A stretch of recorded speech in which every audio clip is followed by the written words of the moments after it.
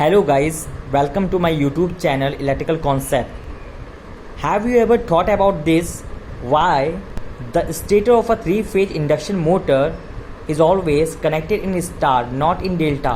क्या आपने कभी इस बारे में सोचा है कि थ्री फेज इंडक्शन मोटर के स्टेटर को सदैव स्टार में कनेक्ट करते हैं, डेल्टा में नहीं? क्यों?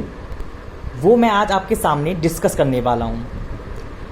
The stator of a three-phase induction motor is always connected in star because in star connection less insulation is required as compared to the delta connections, and due to less insulation the cost of whole system is low.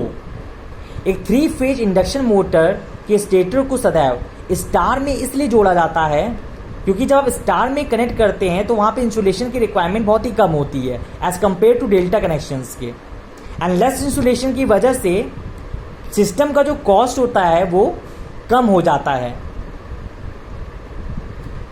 That's why the stator of a three phase induction motor is always connected in star, not in delta. यही कारण है three phase induction motor के stator को always star में connect करते हैं, delta में नहीं. जैसा कि हम जानते हैं, as we know that in star connections line voltage is equal to होता है √3 टाइम्स फेज वोल्टेज के. Phase voltage is equal to हो जाएगा VL अपान √3. लाइन वोल्टेज कम होगा तो क्या होगा? फेज वोल्टेज कम होगा. और हम जानते हैं कि वोल्टेज डायरेक्टली प्रोपोर्शन होता है इंसुलेशन के. वोल्टेज की कम होने की वजह से क्या होगा? इंसुलेशन कम हो जाएगा. और जब इंसुलेशन हमें कम लगाना पड़ेगा तो क्या होगा? सिस्टम की कॉस्ट कम हो जाएगी.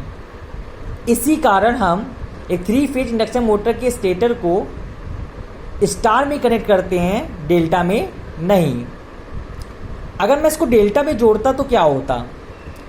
डेल्टा में लाइन जो वोल्टेज होती है वो फेज वोल्टेज के इक्वल होती है.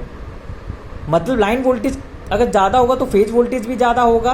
और अगर वोल्टेज ज़्यादा होगा तो बेटा इंसुलेशन आपको ज़्यादा लगाना पड़ेगा. और अगर इंसुलेशन ज़्यादा लगाना पड़ेगा तो हमारा ओवरऑल सिस्टम की कॉस्ट क्या हो जाएगी?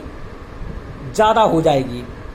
इसी कारण एक थ्री फेज इंडक्शन मोटर के स्टेटर को ऑलवेज स्टार में कनेक्ट करते हैं, डेल्टा में नहीं. Thank you guys, please subscribe my channel. जय श्री राम.